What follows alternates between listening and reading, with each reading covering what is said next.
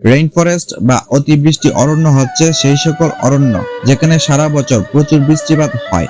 বিশেষ করে গ্রীষ্মমণ্ডলীয় রেইন ফরেস্টগুলোতে বছরে গড়ে 250 থেকে 450 সেন্টিমিটার পর্যন্ত বৃষ্টিপাত হয়ে থাকে।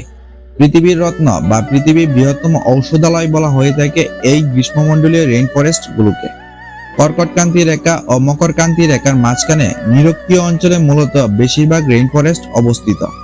এই রেইন ফরেস্টগুলো দক্ষিণ পূর্ব এশিয়া, সাব সাহারান আফ্রিকা, দক্ষিণ আমেরিকা, মধ্য আমেরিকা, অস্ট্রেলিয়া এবং প্রশান্ত মহাসাগরীয় দ্বীপে অবস্থিত। পৃথিবীর সবচেয়ে বড় রেইন ফরেস্ট হলো অ্যামাজন, কিন্তু অ্যামাজন আজকের বিষয় নয়। পৃথিবীর দ্বিতীয় বৃহত্তম রেইন ফরেস্ট কঙ্গো সম্পর্কে আলোচনা করা হবে অজানা ইতিহাসে আজকের পর্বে।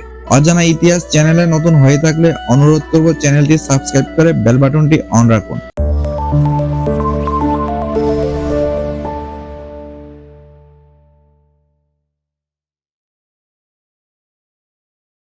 কঙ্গো রেইন ফরেস্ট মধ্য আফ্রিকার ক্যামেরুন, গিনি, গ্যাবন, মধ্য আফ্রিকান প্রজাতন্ত্র, গণতান্ত্রিক কঙ্গো প্রজাতন্ত্র এবং কঙ্গো প্রজাতন্ত্র জুড়ে বিস্তৃত।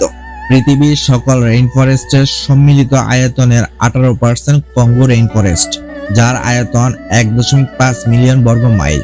বিশ্বের দ্বিতীয় বৃহত্তম নদী কঙ্গো নদী এই রেইন ফরেস্টের মধ্য দিয়েই প্রবাহিত হয়। এই রেইন ফরেস্টের 2/3 গণতান্ত্রিক কঙ্গো প্রজাতন্ত্রে অবস্থিত এবং ওই দেশের 57% স্থলভূমি জুড়ে ওই অরণ্য।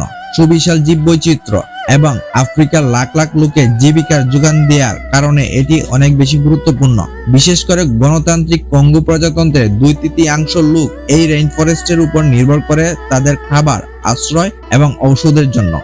গণতান্ত্রিক কঙ্গো প্রজাতন্ত্রে ক্রমবর্ধমান জনসংখ্যা বৃদ্ধি ও দারিদ্রতা এবং যুদ্ধ থেকে উৎখাত হওয়ার দরুন সেখানকার অধিকাংশ নাগরিক বন্যপ্রাণীর মাংসের উপর নির্ভরশীল হয়ে পড়েছে। হাত পেতে কিংবা গুলি করে বন্যপ্রাণী ধরা হয়। সেই মাংস হয় খাদ্য হিসেবে ব্যবহার করা হয়, না হয় তাদের রাজধানী কিনাশাসা ও অন্যান্য নগর অঞ্চলে বিক্রি করা হয় অর্থ উপার্জনের জন্য।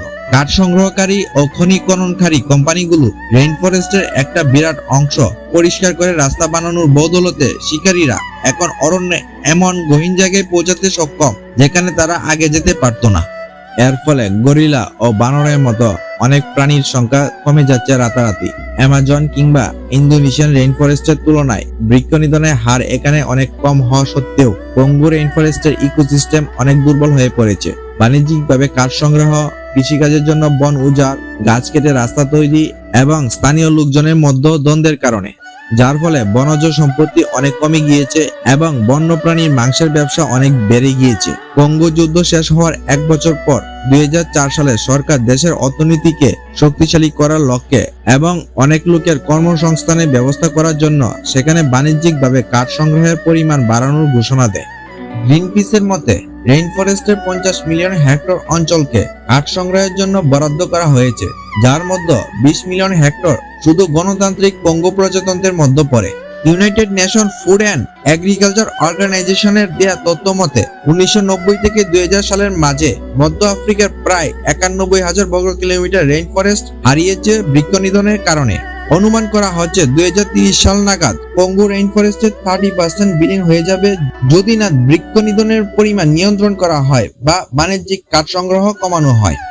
জীব বৈচিত্র্যের অনন্য এই রেইন ফরেস্ট, এখানে প্রায় 10,000 প্রজাতির উদ্ভিদের সন্ধান পাওয়া গিয়েছে, যার মধ্যে কমপক্ষে 30% শুধুমাত্র গণতান্ত্রিক কঙ্গো প্রজাতন্ত্রে পাওয়া যায়। এছাড়াও রয়েছে 400 প্রজাতির স্তন্যপায়ী, 700 প্রজাতির মাছ, 1000 প্রজাতির পাখি পাওয়া যায়। যে সকল প্রজাতি পাওয়া যায় তার মধ্যে পিগমি শিম্পাঞ্জি, বন্য হাতি, গরিলা, কঙ্গো ময়ূর, সাদা গন্ডার, উকাপি ও স্থল পেঙ্গুলিন অন্যতম। তবে এই সকল প্রজাতির মধ্যে অদ্বিতীয় প্রজাতি হচ্ছে উকাপি, যেটা দেখতে অনেকটা জিরাফের মতো, কিন্তু এর পায়ের সাদা কালো ডোরা কাটা দাগ মনে করিয়ে দেয় জেব্রার কথা। গণতান্ত্রিক কঙ্গো প্রজাতন্ত্রের অরণ্যে আনুমানিক 10,000 থেকে 20,000 উকাপি রয়েছে বলে ধারণা করা হয়। ওই উকাপিগুলো সাধারণত 500 থেকে 1000 মিটার উচ্চতার পাহাড়ি অঞ্চলের দিকে এবং 500 মিটারের কম উচ্চতার জলাভূমিতে থাকে। এই উকাপিদের প্রধান খাদ্য হলো ঘাস, ফলমূল, চারা গাছ, ফর্ন, ছত্রাক ইত্যাদি। এমন অনেক প্রজাতির গাছ এরা খায় যা মানুষের জন্য বিষাক্ত। উকাপির বীজটা পরীক্ষা করে দেখা যায় এরা বজ্রপাতে পুড়ে যাওয়া গাছের কয়লাও ভক্ষণ করে থাকে।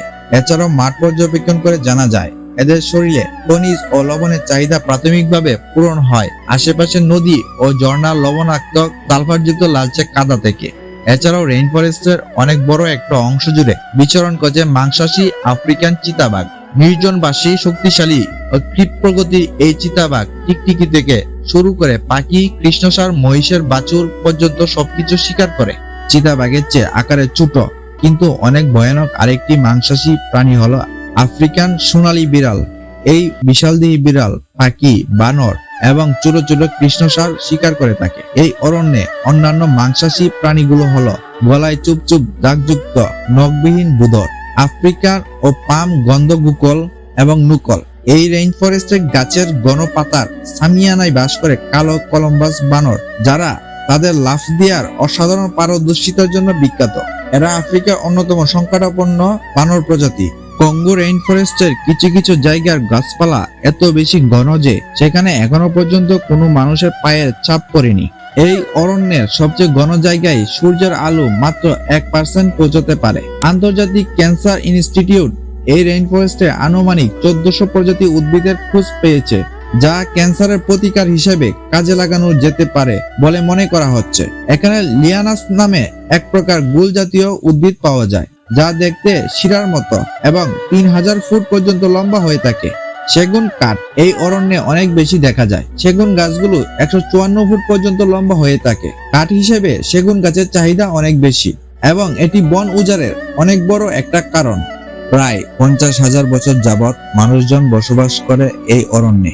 এখানে সব মিলিয়ে 150টি জাতি বসবাস করে, যাদের মধ্যে অনেকে এখনো গভীর অরণ্যে শিকার করে আর দলবদ্ধ হয়ে বসবাস করে। এই জাতি গোষ্ঠীগুলির মধ্যে বিখ্যাত পিগমিরাও আছে, যারা বিভিন্ন নামে যেমন বুতি, আকা, বাকা, টা, এফে নামে পরিচিত। পিগমি পুরুষদের গড় উচ্চতা 4 ফুট 10 ইঞ্চি আর মহিলাদের গড় উচ্চতা 4 ফুট 1 ইঞ্চি। তাদের এই স্বল্প উচ্চতা তাদেরকে রেইন ফরেস্টের ভিতরে সহজে চলাচল করতে সহায়তা করে। তাছাড়া কম উচ্চতার কারণে তাদের ওজনও কম হয়। এরা 15 থেকে 70 জনের এক একটা দলে একত্রে বসবাস করে। তারা মূলত যাযাবর জীবনযাপন করে থাকে। বছরে বেশ কয়েকবার তারা স্থান পরিবর্তন করে। এক জায়গা থেকে আরেক জায়গায় যাওয়ার সময় তারা তাদের জিনিসপত্র পিঠে বহন করে নিয়ে যায়। তাদের যাযাবর জীবনযাপনের ফলে অরণ্যের তেমন কোনো ক্ষতি হয় না, কারণ তারা কোনো নির্দিষ্ট জায়গায় অনেকদিন থেকে সেখানকার বনজ সম্পত্তি মাত্রা অতিরিক্ত ব্যবহার করে না। কোনো বসতি গড়ে তোলার সময় এরা বনের ছোট ছোট গাছপালাগুলো পরিষ্কার করে, কিন্তু উপরে লম্বা লম্বা গাছের পাতাগুলো ওই রকমই রাখে, যাতে করে অতিরিক্ত তাপ ও বৃষ্টি থেকে নিজেদের রক্ষা করতে পারে। তারা যখন কোনো বসতি ছেড়ে যায় তখন সেখানে অরণ্য দ্রুত পূর্বের অবস্থায় ফিরে যায়। যদিও তারা পরিবেশ বান্ধব ভাবে বসবাস করার জন্য বিখ্যাত, কিন্তু বাণিজ্যিক কাঠ সংগ্রহ বা অবৈধভাবে বন দখলের মতো বিষয়গুলির জন্য অরণ্যে বসবাসকারী লোকদেরকে জীবনের ঝুঁকিতে ফেলে দিচ্ছে। অধিকাংশ আফ্রিকান উপজাতিরা যারা অরণ্যে বসবাস করে তারা বছরের বেশিরভাগ সময় কোনো না কোনো গ্রামের কাছে বসবাস করে। এতে করে গ্রামের লোকজনের কাছে কাঠ ও বন্যপ্রাণীর মাংস বিক্রি করা তাদের জন্য সহজ হয়। তারা মূলত নিজেদের পছন্দের পরিবারের কাছে জিনিসপত্র বিক্রয় করে, আর একবার যদি তারা দৃঢ় প্রতিজ্ঞ হয়ে যায় তাহলে একটি নির্দিষ্ট পরিবারের কাছে বিক্রয় করে। মাঝে মাঝে গ্রামের পরিবার ও অরণ্যের পরিবারের মধ্যে সম্পর্ক এত বেশি ভালো হয়ে যায় যে সেই সম্পর্ক তাদের পরবর্তী প্রজন্ম পর্যন্ত ঠিক থাকে। অরণ্যে বসবাসকারী লোকজন চাইলে গ্রামে এসে বসবাস করতে পারে, কিন্তু তারা অরণ্যে বসবাস করাটাই বেছে নেয়, কারণ সেখানে রয়েছে পরিষ্কার পানি, কম রোগবালাই, কম পরিশ্রমের প্রয়োজনীয়তা, কম দ্বন্দ্ব। আরেকটা অনেক বড় কারণ হলো অরণ্যের মধ্যে তাদের কোনো টাকার দরকার নেই। সমীক্ষা থেকে জানা যায় আফ্রিকান রেইন ফরেস্টের লোকজনের স্বাস্থ্য ও খাদ্য অভ্যাস সাব সাহারান অন্যান্য জাতি গোষ্ঠীর লোকজনের চেয়েও ভালো। কঙ্গো রেইন ফরেস্টের লোকজন শিকার করার জন্য বিখ্যাত। প্রতিটা দলের আলাদা আলাদা পদ্ধতি রয়েছে শিকার করার। উদাহরণস্বরূপ এফেরা প্রায় 45 প্রজাতির প্রাণী শিকার করে এবং তাদের মূল হাতিয়ার হলো তীর ধনুক। অন্য দলেরা তীর ধনুকের পাশাপাশি জালও ব্যবহার করে শিকারের জন্য। বেশিরভাগ ক্ষেত্রে শুধু পুরুষরা তীর ধনুকের সাহায্যে বৃক্ষবাসী প্রাণী শিকার করে থাকে। স্থলচর প্রাণী শিকার করার জন্য পুরুষরা একটি উপবৃত্তাকার জাল মাটিতে বিছিয়ে রাখে। এখানে মহিলাদের কাজ হলো শিকারকে ভয় দেখিয়ে এই জালের ভিতর আনা। জালে প্রাণী আসার সাথে সাথে পুরুষরা বর্ষা নিক্ষেপ করে সেটা শিকার করে। তারা বন্য প্রাণীদের অনেক সম্মান করে এবং শিকার করার সময় প্রাণীদের যত কম কষ্ট দেওয়া যায় সেই চেষ্টা করে। কিন্তু তবুও দিন দিন বন্যপ্রাণীর মাংসের ব্যবসা অনেক বেড়ে গেছে। তাছাড়া অবৈধ বন দখলকারীরা ইদানিং অরণ্যে বসবাসকারীদের বিলুপ্ত প্রায় আফ্রিকান হাতির অনুসরণের কাজে ব্যবহার করছে। কারণ আফ্রিকান হাতির দাঁতের মূল্য সাভানা অঞ্চলের হাতির দাঁতের তুলনায় অনেক বেশি দামি।